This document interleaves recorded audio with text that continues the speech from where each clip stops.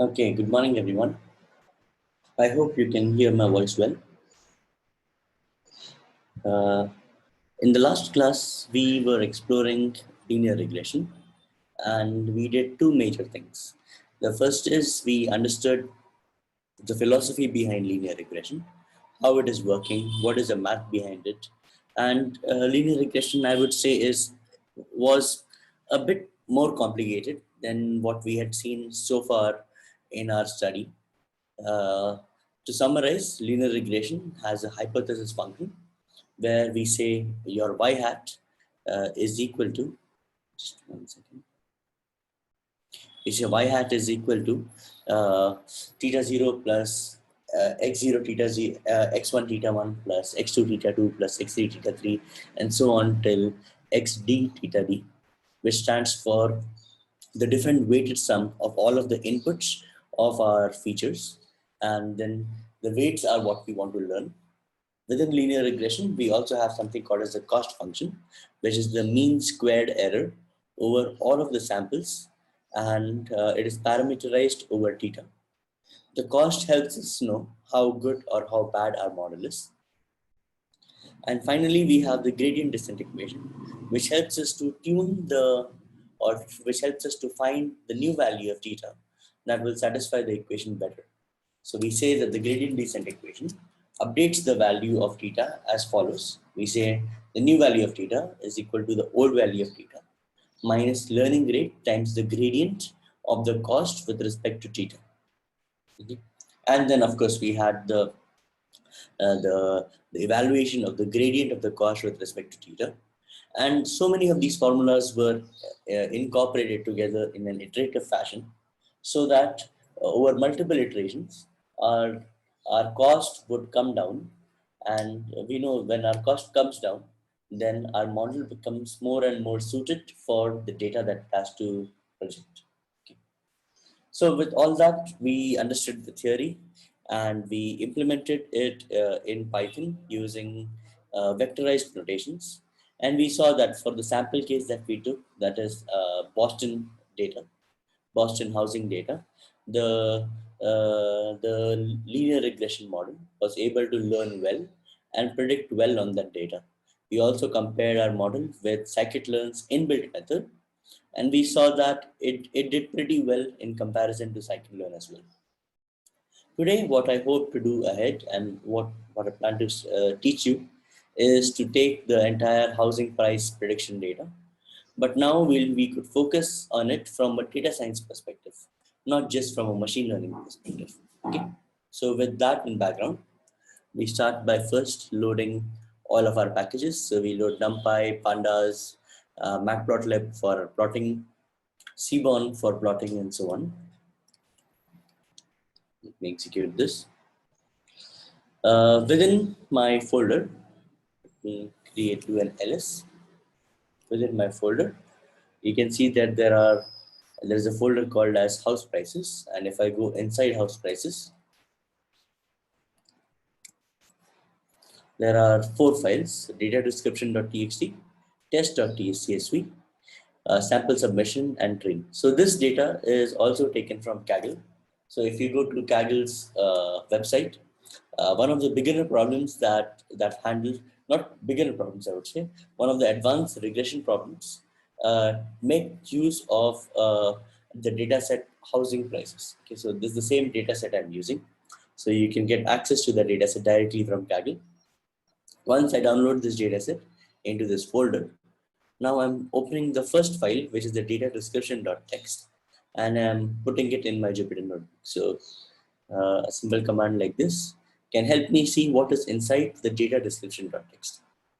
And we can see what this is. Okay, so this is one of the features, MS subclass, and certain description regarding this feature. So this feature identifies the type of dwelling involved in the sale.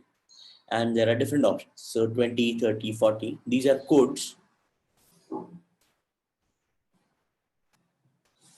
Okay, these are codes that represent different types of houses. So the code 20 means a one-story 1946 house and newer all styles. Okay, or a code of 30 means one-story 1945 and older, and so on. So this is a code that represents things. Similarly, if you go ahead, MS zoning is another feature which identifies a general zoning classification of the sale. A is agricultural, C is commercial, FV is floating village residential, and so on. So we see that this file has series of features, and it gives us some hint on what those features are doing and what are the values and so on. For example, lot frontage and lot area are numerical features, whereas street is a categorical feature, and so on. Okay. So we will be using this time and again, this description file, to come back and see what we don't understand regarding our data. Now, apart from this data description, we've got two files, train and test, within our folder. And I load train and test in df train and df test using pandas data frame. And when I look at the head of this data frame, I can see that there are 81 columns. So means there are 81 different features in this data. So of course, all 81 features cannot be plotted or cannot be seen here. I can see these dots showing that there are many missing values in between, or there are many things in between that pandas is not printing. Some of these features are ID, MS subclass, MS zoning, lot frontage, lot area, street, alley, lot shape, lot contour, and so on. And there is this last column called as sale price, which we are planning to predict. Okay.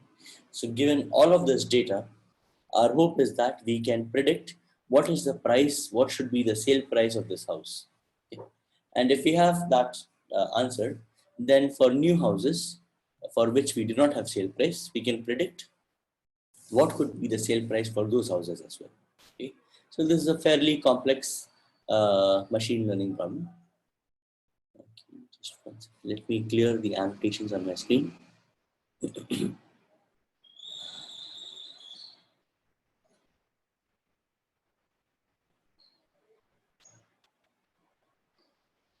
Okay.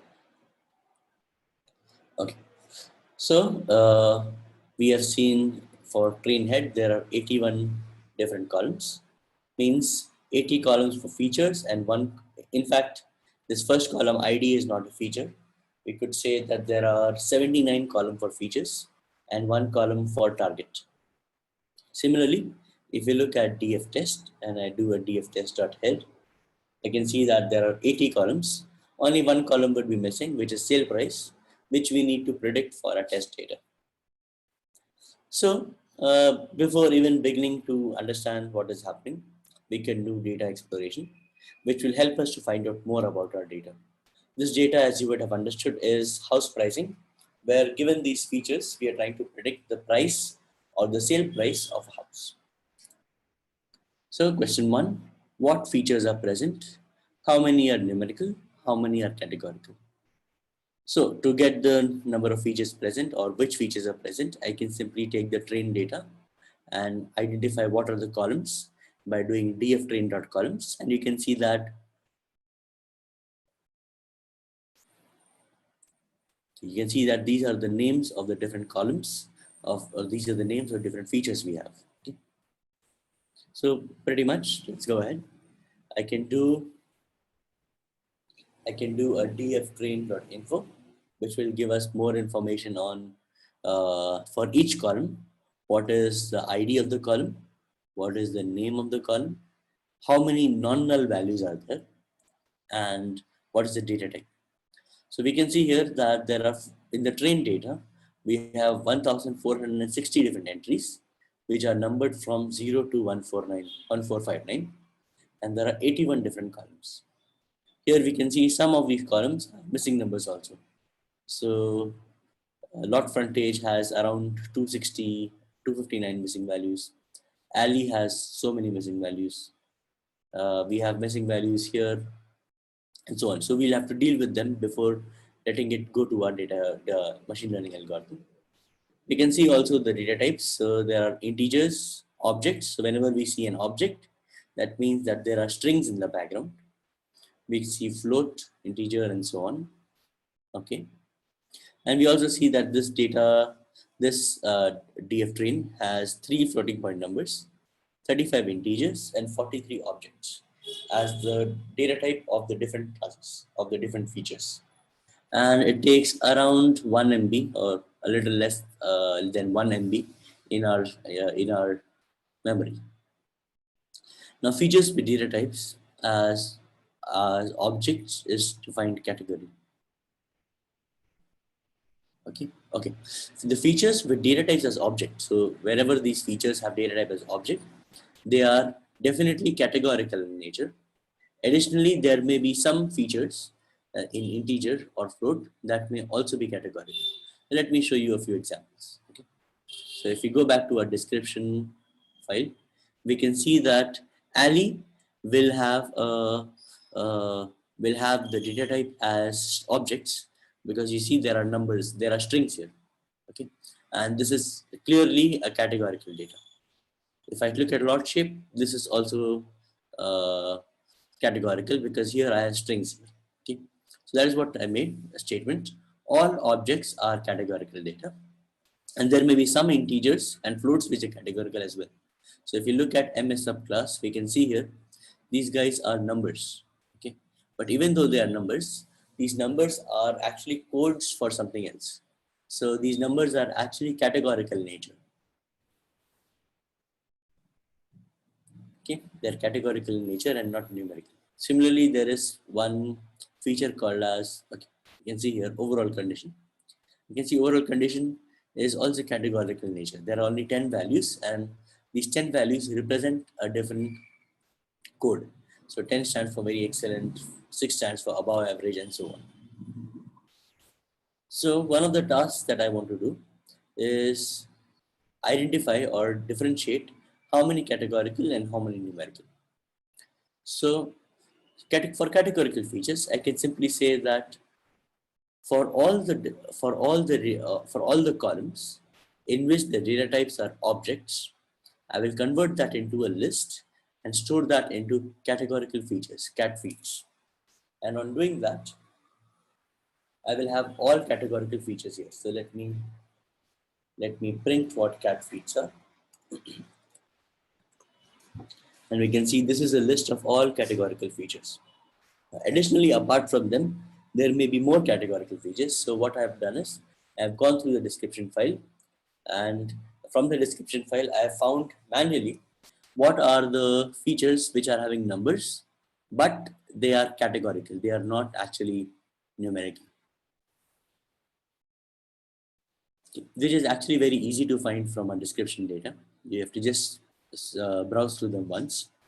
And what I found is MS subclass, overall quality, and overall condition are the categorical features which have numbers. So I saved that into a list called as cat feeds num, that is categorical features numerical, and I added to the cat feeds list. So when I do that, I have now a bigger set of this. So let me take this one level down. Okay.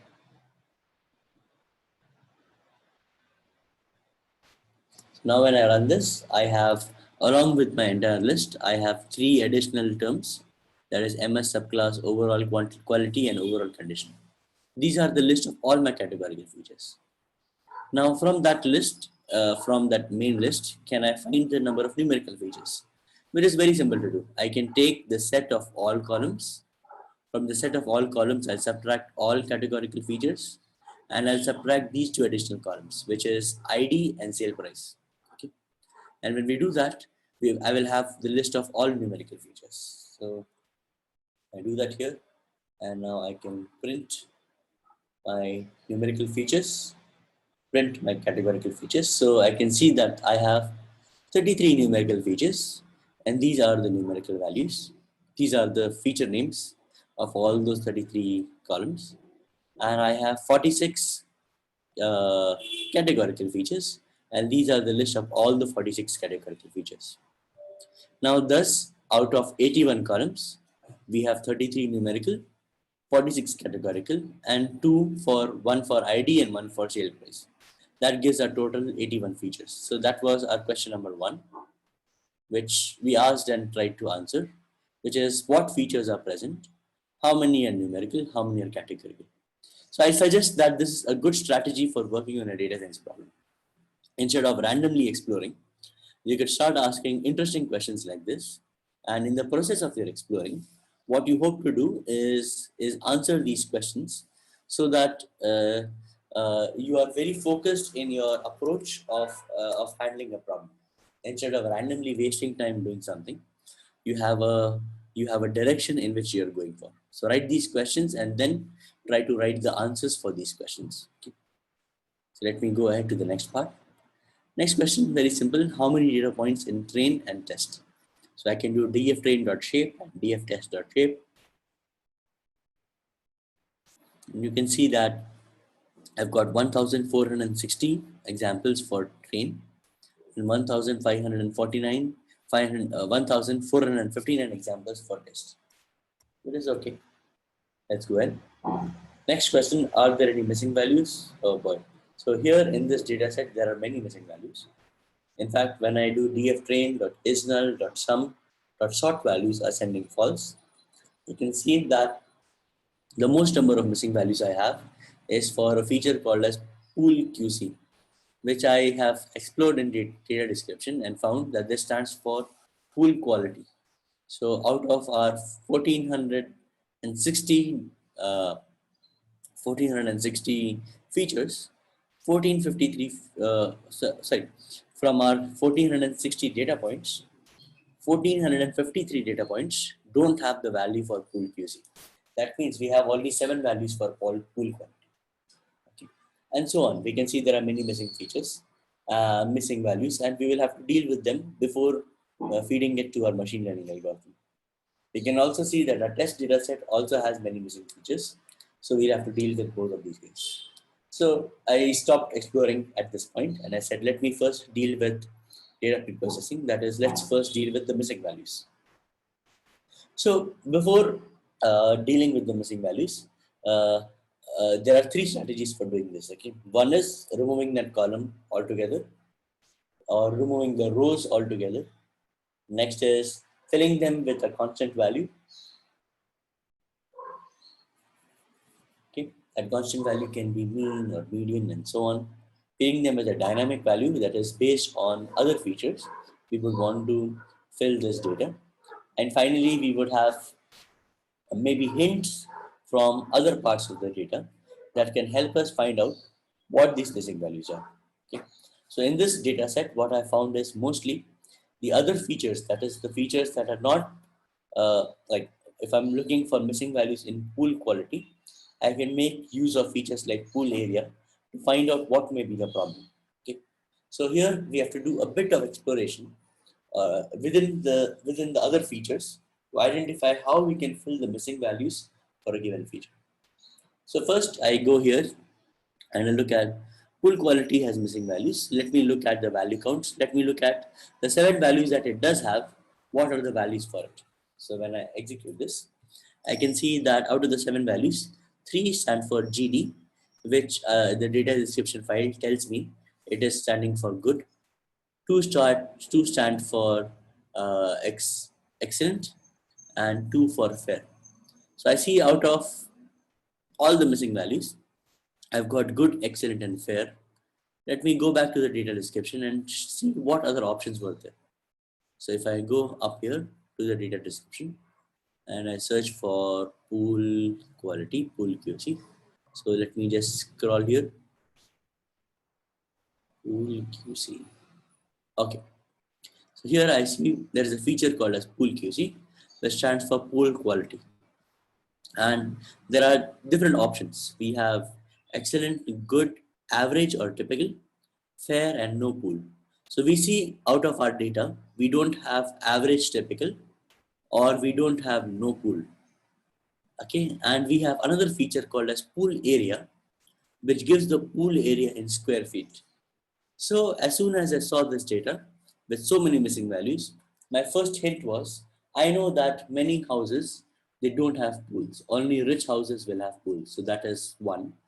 If there is no pool, we cannot talk about pool quality. But since my description data talks about a column, a feature called as NA, which stands for no pool, I would have thought that someone, when there is no pool, they would have put NA. But interestingly, they have not done. So let us explore further. On further exploration, we can check for pool area. That is, what is the square feet area of the different pool? So the pool that have missing uh, pool quality, what is the area that they are saying they have? And that will give us some hint. So let me go back.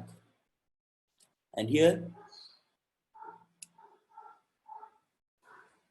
okay, this command, I shortlist or I find out all the rows in which pool area is equal to 0, and all the rows in which pool area is equal to 0, I check their pool QC, I check their pool quality. And when I do that, I see that there are many values in which pool area is 0 and pool QC is missing. They have all NA and missing values. In fact, the number comes exactly to be 1453 objects. So I have 1453 data points in which the pool area is 0 and thereby pool quality is missing, which makes total sense. So if you look back here at my missing values, I can see I have 1453 missing values for pool quality. So what I do is, I do a simple task. I say, let me fill all the pool quality missing values of train and test with the value NA. And NA is one of the expected replies, as we saw in the data description. NA was a valid option. So we fill all these missing values with NA. And after doing that, we can see that from our missing values list, pool quality is taken care of. The next feature now is miscellaneous features. So here, since many of these data points have missing values, we'll have to spend some decent amount of time pre-processing the data. If you remember, when we were doing a data pre-processing session, I talked about that a normal data science project takes around 80 to 85 to 90% of their time spending on data pre-processing, which is clearly true in this case as well. Okay, let me go ahead. We look at miscellaneous features and we see what are the different options. So we see miscellaneous features. We have shed 49 examples, other 2 examples, gar2 has 2 examples, 10c as 1 example, and all the other values are missing. That is 1406 values are missing. So in this case also, I am fast forwarding. I go back to my data description. I check what are the possible values. Many of the possible values are none, and I see that none is not used here. So I simply go here and replace all the miscellaneous features missing values with the value as none. When we look at our data, we see miscellaneous features are taken care of.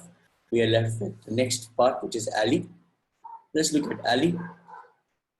Here as well, we look alley. There are only 2 options, gravel, pave. Nowhere they have used NA. So I go back to data description, find NA is a valid option and replace missing values with NA. Next option is fence. I do the same for fence. I find out that fence no one has used missing values NA for fence, so I repeat the same procedure. Okay. Okay. Same happens for fireplace quality. So I will skip all this part. I'm doing the same process repeatedly again and again. This may get boring for you guys unless you're doing it yourself. So for now, we can skip to the more interesting parts and see what is happening. After dealing with all these missing values, we see that the next missing value is lot frontage. Here we will find some interest. So we see lot frontage, there are 259 values. So lot frontage is not a categorical value. Okay, lot frontage is a numerical data. And to fill numerical data, one option is to fill with the median or mean value. Okay, but here we can do some more exploration.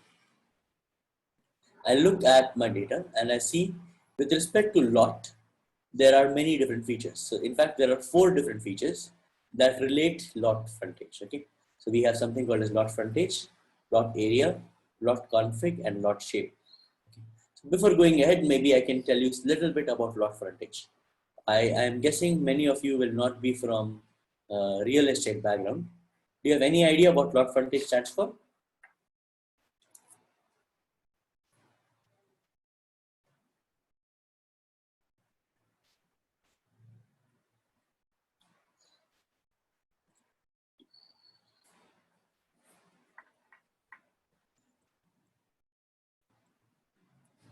Okay, since you're not answering, let me give a hint.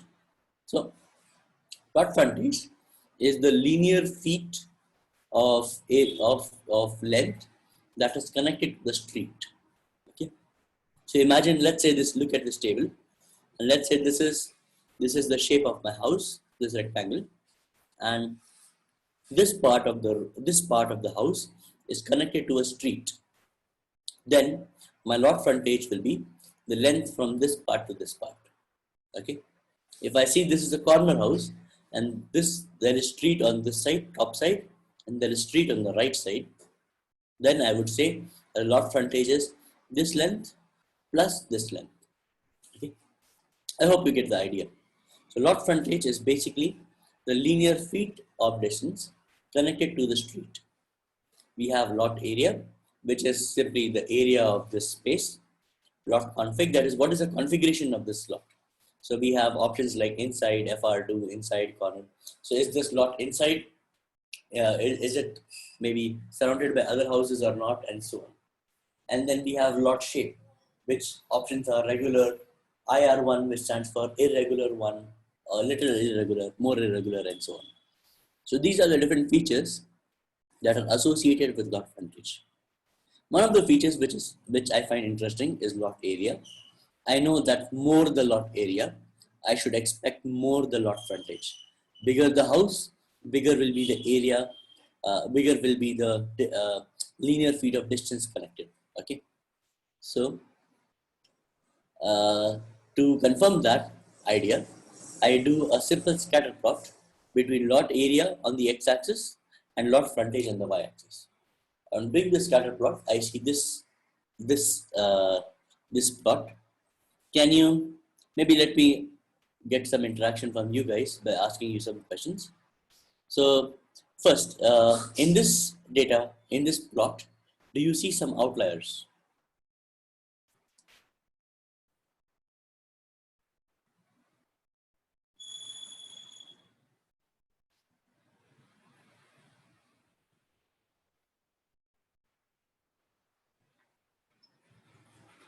Okay, okay. I guess the earlier students who used to answer are not there now, and we have many silent people here. So no problem. Let us go ahead. So if you look at this data point, if you look at this plot, we can verify or we can see that I can at least see three different outliers. You see here, 0.1, 2, and 3. How do I know they are outliers? Because most of my data is in this space, whereas only these three data points are separated from a huge part. Okay, they are separated from a huge distance from most of my data points, suggesting that these are outliers. I can also see for this part, I can see some kind of linear regression. Okay, I can see that most of my data follow this line. That means this line would be a good fit for exploring uh, the relationship between lot area and lot frontage. I can also see in general, as lot area increases, my lot frontage also increases. Maybe there are different examples here and here, but in general, as lot area increases, lot frontage also increases. So we can get a basic analysis from this plot. We would want to explore this further. So first is I would want to see this lot area, and I see there is a maximum size and I would want to limit it to somewhere near this side. So this is more than 215, 210,000, and I would want to limit it somewhere within this range, 50,000 or 60, 70,000 and so on. So I first print all the lot area with sorted values so I can see what is the maximum values that they have. And with that I see I have here 215,000. I have 164,000, but I see that there is no value at 164,000. Probably this is a missing value, and thereby it has no plot. I see another value, another plot as 159,000, 115,000, and then finally 70,000. So you see there's a big shift here, 70,000, which is here. So I know that these four values are outliers and I'll have to do something with them. I also then find out what is the link between this lot area and lot frontage. So for each of the corresponding lot area, here we can do a simple command like this. We do an iloc. An iloc is an index location. And for that index location, we say find all of the lot area, sort their values and get their indexes. So these numbers 313, 335, 249 and so on.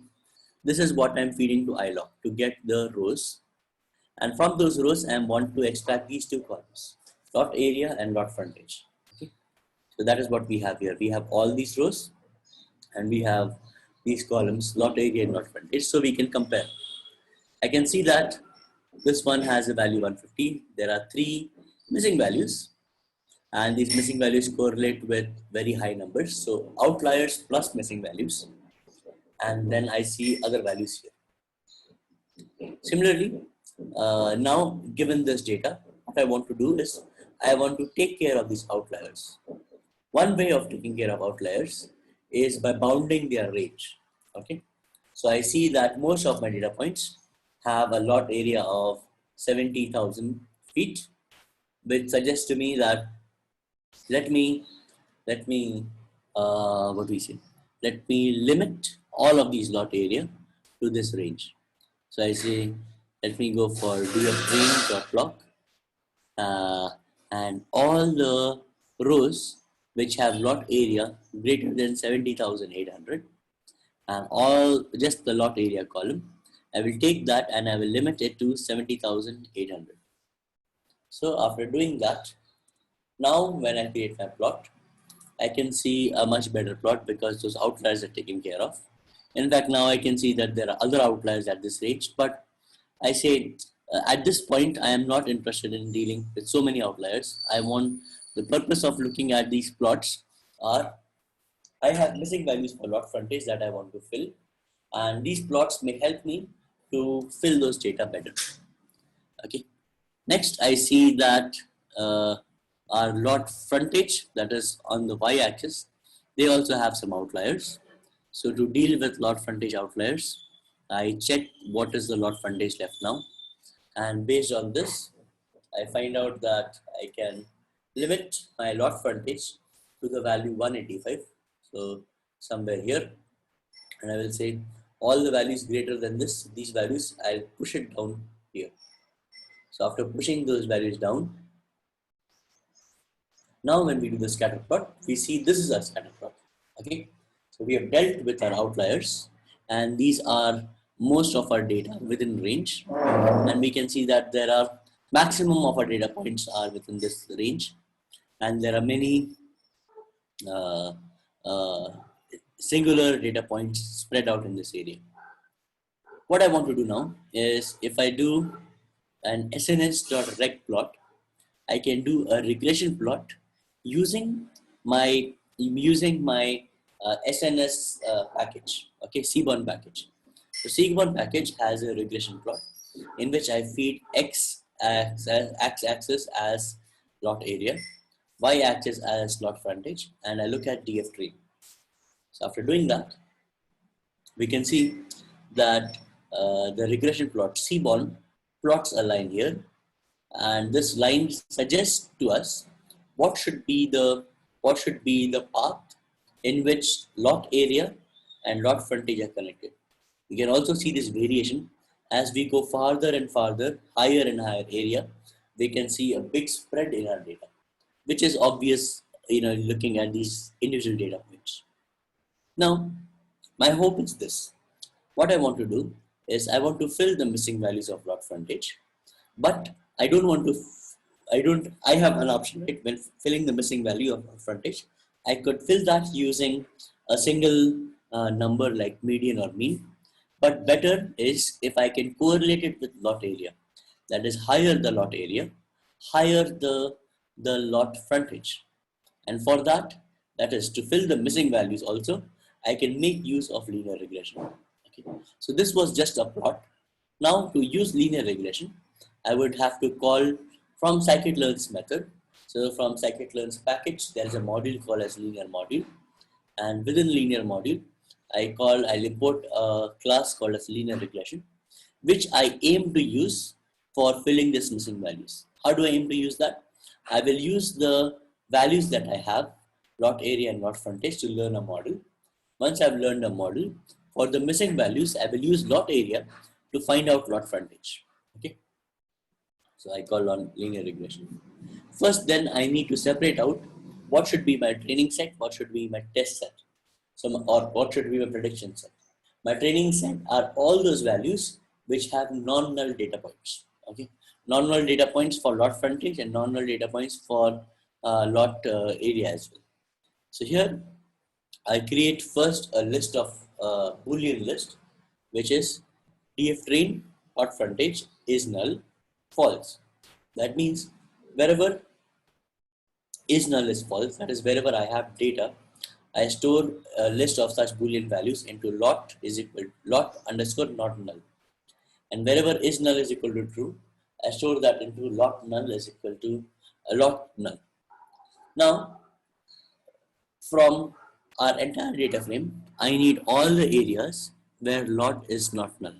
So when lot frontage is not null, I'll pick out all the area that looks like this. So I have 1201 data points for which lot area, for which these 1201 data points I'll be using to train my model. So running this. Now, here is a simple example of linear regression. So here we just have one feature which we are trying to learn from. So one X as input, one Y as output. We take linear regression and create an instance of it in LR miss, which stands for linear regression missing. I fit the data with all the rows of not null X. That is, this is the code here. So what we do is df train from our entire data frame. We do dot log, which is location of all not null values for the column lot area dot to numpy. So we convert that into numpy. Why this is required? Because scikit-learn expects that all inputs that it gets is numpy variables. Okay, so we do dot to numpy. So convert that into numpy. We reshape this data into a two-dimensional data, saying I have 1201 rows and one column. So there -1 stands for 1201. You remember in Python, we can do negative indexing for getting the last value. That is our X data. Then we call our Y data, which is df train dot log not null and lot frontage. We do the same strategy here to numpy and reshape. So after giving our X and Y to our model, we can say that our LR miss will be trained. Once it is trained, we'll predict for all values. Okay, we'll predict for all values of lot area what should be the lot frontage prediction. Now, all these values are not useful for us because we only want to use this prediction for missing values, not for all values. So we call the np.where function, and np.where function says wherever. So it takes three inputs. First input is a list of Boolean values. Second input is a list of values when here Boolean is yes. And third input is list of values where Boolean is no. Okay. What this means is wherever I have a missing value for lot frontage, the second input will be used. That is our prediction will be used. And whenever I have the actual value for lot frontage, sorry, this is not readable. Let me add an additional line. Wherever we don't have the missing value, then the original value of lot frontage will be used. Okay. So after executing this, we see that all of our missing values will be very good. Let me check.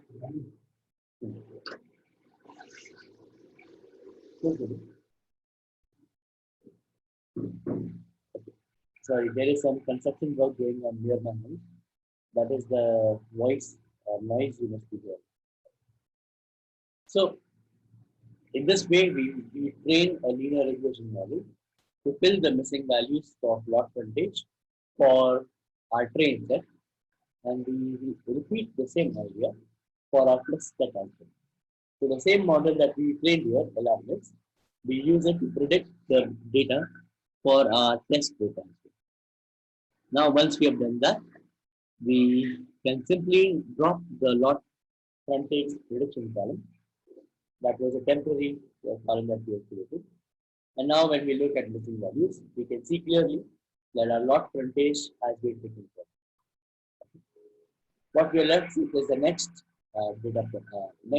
set of missing values, which are garage year built, garage condition, garage type, garage finish, and garage quality. You can see, interestingly, that all these missing values have the same number, 81. You can see here garage in the data type, in the test data type. And here we have missing values like 78, 76, which gives us some hint. The hint is that they are probably related to each other. Okay. So what I do is I first see garage area and I say, let me find all the data points in which garage area is equal to 0 and all these garage related columns. Okay. What are the garage related columns? I have garage area, garage cars, garage year built, garage condition, garage finish, garage type, and garage quality. So when I explore this, I can see very interestingly that whenever the garage area is 0, for all of these 81 rows, whenever garage area is 0, garage cars is also 0, and all of these are missing values, which makes total sense, which basically says all these 81 houses, they don't have a garage. And since they don't have a garage, we have these missing values here. So we can do a simple task. We can say, replace all of these values with any. So we go for garage condition and all the train values, all the missing train values we replace with NA. All the garage finish, NA, garage type, NA, garage quality, NA. Garage year built is actually a number. So we replace them with zeros. We do that for the train seat. We also do that for the test set. So after doing this, now when we look at our data, we can see that we have taken care of garage. The next feature is basement related stuff. So here again, the same strategy for garage, I do for basement. And we can see for basement also, we have many missing values. And those missing values are related with when there are no basement in it. Okay. When the basement surface or square feet is equal to 0, then we can see that all these features are mostly MA. And when we have some features here, we can see that they are not MA. Okay. In that case, our task again becomes very simple. We simply replace all the categorical features related to basement with NA and all the numerical features with 0. So there are no numerical features.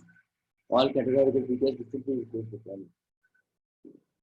After doing that, we are dealt with most of it. Now we have some missing values for Mason veneer type. Here, same analysis reveals to us that whenever veneer area is 0, veneer type is none. So we replace with NA and 0. We're left now with just one value in train and some values in test. So we replace electrical with the most common answer, which is SRS breaker. And we have missing values for test. We replace that with common values, RL, type, all, and so on. And after doing that, after doing all this mess, we see finally we have now dealt with all missing values. So our train and test, both of them don't have any missing values. And now we are ready to move to the next phase. Okay. The next phase is we want to prepare our data before we send it to the machine learning model. Okay. So a machine learning model expects clean.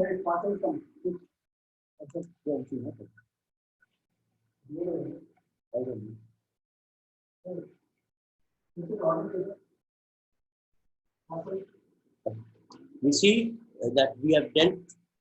We see that we have dealt with machine values, and now we are ready for our data model. Just one second.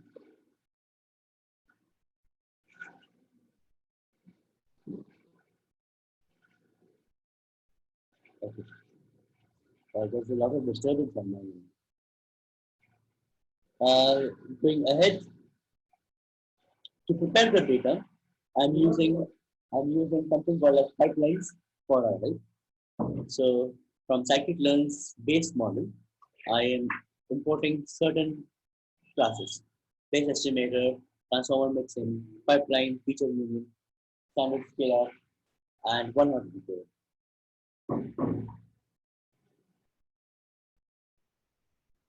Okay. So let me go a bit ahead, and then I will come back and explain what this is. Uh, One idea is we create pipelines, and pipelines are tasks that help us to to what to say to streamline our pre-processing tasks. So there are two pipelines that I intend to create. One pipeline is called the numerical pipeline, and one pipeline is called the categorical pipeline. Okay. In the numerical pipeline, I want to handle all the numerical features, of course. Categorical pipeline, I want to handle all the categorical features. Okay. What are the things I want to do? With numerical pipeline, I want to first select the numerical features, and after selecting the numerical features, I want to scale the numerical. And for categorical pipeline, I want to select the categorical features and then do something called as one-hot encoding with the categorical features. So if you remember our time back when we were dealing with Titanic dataset, we did something called as one-hot encoding, which would what we say it would replace one feature with multiple features, and our numerical values it will convert to zeros and ones, which is binary features. And within one row, we expect only one of those columns to have the value as well. So one-hot encoding is one strategy where we convert our text or we convert our strings to numerical information. Why? Because all of our machine learning algorithms want our data in the numerical format. Okay? So those are the two things that we intend to do. There's a numerical pipeline and a categorical pipeline. So to help us create the pipeline, we need to first have a way of selecting the features which are numerical and features which are categorical. And for that purpose, we create a class called as data frame selector. So with this background, let me come back here. To create this class data frame selector, it has to follow the same strategy that scikit-learn uses for all its features. Okay. So for that, we create a new class data frame selector, which is inheriting two other base classes. One is called as base estimator, one is called as transform mixing. Inside this class, there are three functions that we need as compulsory. The first is the constructor of this class, second is the fit method, and third is a transform method. There is one more method that we need, fit transform, but when we add this feature called as transformer mixing, it automatically generates fit transform using fit and transform methods. Okay.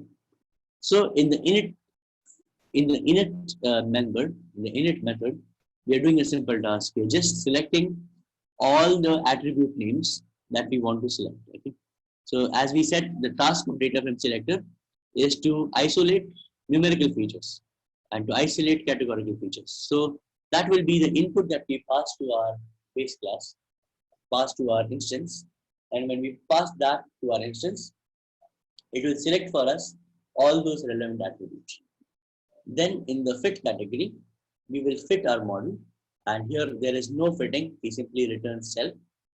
And in transform, we just convert our our selected features into numpy values. Okay, so do that. We can simply do X, which is the name of our data frame, self attribute names that we store here, and dot values. That is what we return. So this is our data frame selector class. Now we look at our data frame and we take all of our relevant features, categorical features and numerical features, into a variable called as X frame. And we take the sale price, which is a target, and we put that into Y frame. So after executing this, we can see that our train sheet and our our X data and our Y data is having the same rows as we started with, that is 1460. We have 79 columns. So if you remember 79 columns, we had 46 categorical, 33 numerical, and some 2 of them were ID and sale price. So like this, we have 79 features and 1 target class. We create these 2 pipelines. To create pipeline, we call the pipeline method. So pipeline method is taken from scikit-learn.pipeline module pipeline. And in this pipeline method, we pass a list, and we are passing a list of tuples. The first tuple is the first thing that we want to do with our data, and then the next thing that we want to do out of data. So with our numerical pipeline, the first thing that we want to do is we want to select all numerical features by calling the data frame selector with num beats, and then we call the standard scalar method. So this is a simple scikit-learn module that helps us to do standard scaling on our data. We create the numerical pipeline.